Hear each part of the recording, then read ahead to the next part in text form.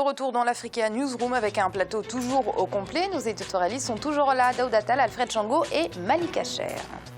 Et c'était ce 4 octobre en Conseil des ministres. Le gouvernement algérien présentait un projet de loi de finances, une nouvelle fois axé sur la maîtrise des dépenses publiques au programme réduction des dépenses d'équipement et hausse du prix des produits de base, comme la cigarette, la banane, l'électricité ou l'essence. Un texte qui promet d'ores et déjà un débat houleux à l'Assemblée nationale. Corinne Kamdem.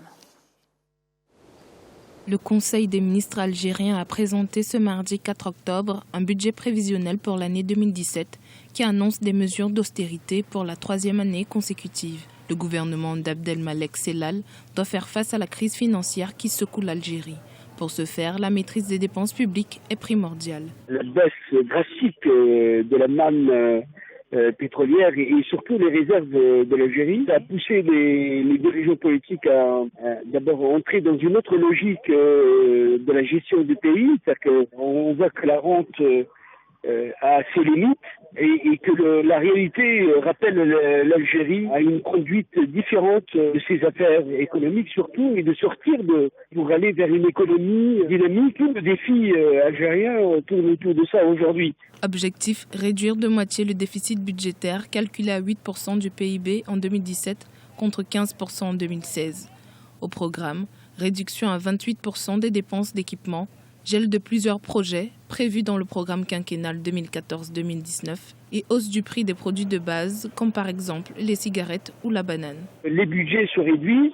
L'Algérie découvre le principe de l'ajustement de la réalité par rapport aux moyens budgétaires de l'Algérie et je pense que c'est un choc culturel qui est très fort et qui va laisser aussi des traces dans la société parce que jusqu'ici le pays a payé la paix sociale par des augmentations de prix, par des situations de confort.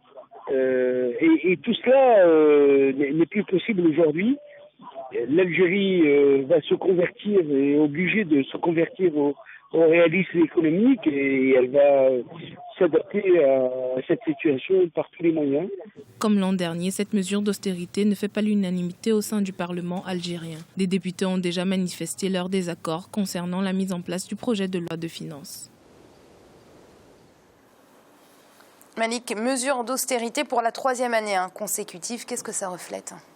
Ça reflète cette incapacité finalement de proposer un autre modèle économique qui est pourtant indispensable pour le pays. Oui, c'est la 3e année et déjà l'année dernière, la loi de finances avait fait beaucoup de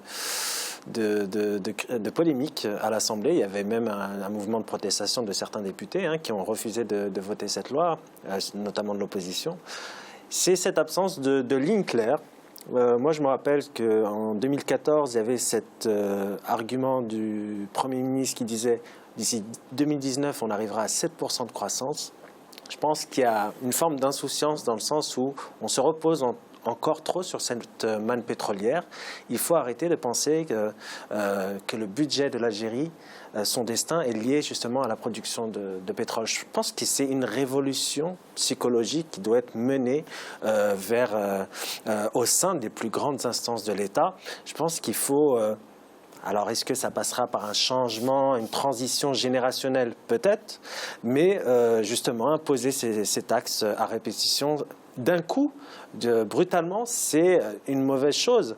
On aurait pu progressivement établir ces taxes-là sans impacter directement, brutalement, le portefeuille des Algériens. C'est une mesure qui n'est pas compréhensible. Daouda, au début de la chute du brut, personne ne s'inquiétait vraiment pour l'Algérie qui bénéficiait d'un taux d'endettement historiquement bas, mais le baril peine à remonter. Peut-on aujourd'hui qualifier la situation économique algérienne d'inquiétante ? Oui, je pense quand même, sans trop exagérer, elle est inquiétante parce que, comme vous le dites, un endettement qui augmente, ça pose un problème parce qu'après, il faut rembourser la dette, l'intérêt de la dette, donc le service de la dette est assez important. Les réserves de change ont baissé de 25%, 25% entre 2013 et 2015. Et ça, c'est quand même un problème. Donc la monnaie, les échanges internes, la valeur de la monnaie peut en prendre un coup également.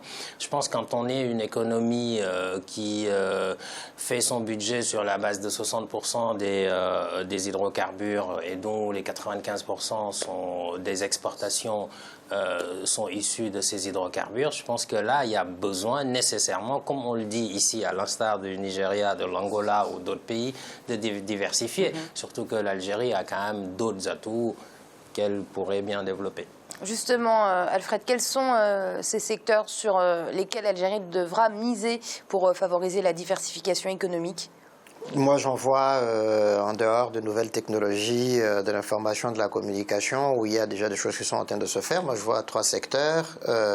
Malheureusement, dans les prévisions budgétaires de l'année prochaine, il y a des coupes sur l'agriculture et la pêche, sur le tourisme, qui n'est pas exploité, et je pense effectivement que là il y a des possibilités pour l'Algérie. Et donc si des mesures sont prises dans ce sens-là, moi je crois effectivement que... Et puis je pense enfin que si on veut véritablement aussi, parce qu'il y a des ministères ou des départements, j'ai vu le département de Moudjahidine. Je me dis, mais enfin, mais ça existe encore, ça? Le budget qui explose Exactement. chaque année, alors qu'il y a de moins en moins de Moudjahidines. Et voilà. Donc, Malik? très rapidement, oui, c'est... moi, l'atout de l'Algérie, c'est de ne pas avoir une dette extérieure importante. Donc, son atout, c'est justement de s'ouvrir maintenant, parce qu'elle a toutes les potentialités pour concurrencer les grandes puissances de ce monde. Et je pèse mes mots parce que c'est véritablement un géant qui s'ignore, comme le Nigeria un peu. Ce sont 2 pays qui devraient normalement avoir une place importante au sein de cette économie mondiale. On les appelle souvent, ces puissances-là, les belles endormies. Il faut les réveiller. C'était beau ça, Malik. Et aucune université, on parlait d'école tout à l'heure, messieurs, en deuxième partie, aucune université de la République démocratique du Congo, Alfred, ne figure dans le top des 200 des universités africaines, alors que le pays compte près de 400 institutions supérieures et universitaires. C'est un paradoxe qui nous est expliqué par notre correspondant en République démocratique du Congo, Jacques Amboka. Les universités de la RDC sont exclues du classement de 200 meilleures du continent, selon la publication 2016 du site University Web Rankings. Malgré les mesures d'assainissement qui ont conduit à la fermeture de plusieurs universités et instituts supérieurs jugés non viables dans l'ensemble du pays en 2015, l'enseignement universitaire congolais a encore un long chemin à parcourir pour être bien coté, selon des spécialistes. C'est vrai que quelque part, déjà, ça me surprend qu'un pays comme la RDC, et avec l'enseignement qu'elle octroie de ne pas faire partie du top des 100, c'est vrai, c'est écœurant. Mais moi, je me dis que c'est simplement que le gouvernement, le politique, doit essayer de revoir ça. Mis à part la question d'infrastructure, plusieurs mots, notamment la corruption, le calendrier académique non respecté, gangrènent les milieux universitaires de la RD Congo. Le mal étant si profond que les efforts que fournissent les autorités semblent ne pas donner des résultats probants. Nous avons trop de réformes qui déforment. Et les Congolais se sont réunis en 1996 au Palais du Peuple pour les États généraux de l'enseignement et de l'éducation nationale. Fort malheureusement, rien n'était appliqué. Les Congos étaient les premiers pays en Afrique d'avoir le master, le MPH, installé à l'Université de Kinshasa par le programme Sanrou. Mais fort malheureusement que jusqu'à présent, même la nomenclature de nos diplômes n'est pas encore la nomenclature universelle. Le classement des meilleures universités du continent, publié en 2015, avait placé l'université de Kinshasa, la première du pays, à la 162e position. Ne pas la retrouver dans le top 200 doit être matière à réflexion pour les autorités congolaises, appelées à réorienter les systèmes de l'enseignement dans son ensemble en mettant des moyens nécessaires d'une part et luttant contre la corruption dans le milieu universitaire. Alfred, les RDC excluent de ce top 200. Est-ce que cela vous étonne? Non, ça ne m'étonne pas vraiment, Mira. C'est à l'image de ce désastre qu'est la RD Congo au plan politique, au plan économique. Quand rien ne va sur le plan politique, rien ne va non plus sur le plan de l'éducation, mais la dégradation des conditions d'études, et notamment à l'université en général en RD Congo, elle est une dégradation exponentielle depuis des années. La qualité qualité des enseignants a baissé considérablement, il n'y a pas de bibliothèques, il n'y a pas de matériel didactique, les enseignants sont relativement bien payés, mais vous savez ce que les étudiants quinois disent ironiquement, les notes sexuellement transmissibles. Si on veut réussir, ben oui, garçon comme fille, il faut coucher. Vous voyez jusqu'à quel niveau on se retrouve dans ce pays-là. Et donc, c'est vraiment un désastre absolu. Et il faut effectivement... Souvent, moi, quand je réfléchis sur cette question de l'université en RD Congo, je dis il faut complètement fermer l'université, le recommencer à zéro. Il y a des auditoires qui sont bondés, mais pas possible. Des conditions de travail, mais inadmissibles. Donc, ça ne m'étonne pas. Oui, justement, Daouda, en 2015, il y a beaucoup d'universités en RDC qui ont été fermées. En fait, comme le disait Alfred, il faudrait peut-être repenser l'ensemble du système éducatif en RDC. Oui, je pense qu'à un moment donné, il faut savoir faire table rase et repartir avec de meilleures bases. Donc apparemment, bon, comme Alfred l'a décrit, c'est pas seulement une question de réforme, c'est une question d'allocation de moyens, etc. Et j'aime bien l'expression qui a été utilisée, les réformes qui déforment, sauf qu'il faut qu'elles déforment dans le bon sens, c'est-à-dire allouer des moyens là où il faut, plutôt que d'avoir une gestion complètement budgétivore et des frais de fonctionnement qui ne servent à rien, mais il faut mettre le cap sur l'excellence, parce que la RDC est aussi un géant, comme on l'a dit pour l'Algérie, le Nigeria, en Afrique centrale, et ça pourrait être un pôle universitaire important. Malik, une école qui se meurt, comme on a pu le voir. Alfred disait qu'il n'était pas étonné, j'ai envie de dire, moi non plus.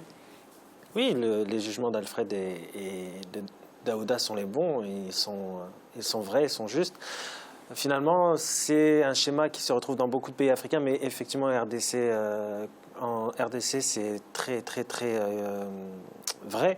Il y a un problème, je dirais, justement, de volonté politique, parce qu'on a bâti ces universités souvent après les indépendances. Il y avait le paquet qui était mis après les indépendances dans l'éducation. Il y avait de très bons ingénieurs, de très bons professeurs au lendemain des indépendances et qui ont contribué au développement des pays africains et pour la RDC notamment. Donc il y a eu une déliquescence, il y a eu un désinvestissement de l'État, un désengagement, je dirais même, de l'État. Et puis on se retrouve dans cette situation parce que l'accroissement démographique fait qu'aujourd'hui, il y a encore de plus en plus de personnes qui vont à l'université. On s'en réjouit, mais les infrastructures ne suivent pas.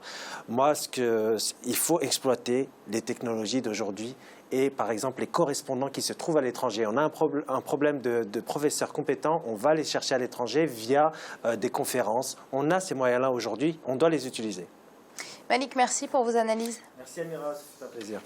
Merci à vous également, Daouda. Merci Amira, plaisir, un grand plaisir aussi, et bonsoir à toutes et à tous. Et merci à vous, Alfred. Ça a été un ravissement de vous retrouver autour de ce plateau, Amira, et puis à mes très chères téléspectatrices. Merci de leur accueil bienveillant. Et vous l'aurez compris, c'est la fin de cette émission. Et l'Africa Newsroom, ce n'est jamais fini. On se retrouve demain pour une nouvelle émission cette semaine consacrée à la Guinée équatoriale. Merci à vous de nous avoir suivis et à demain.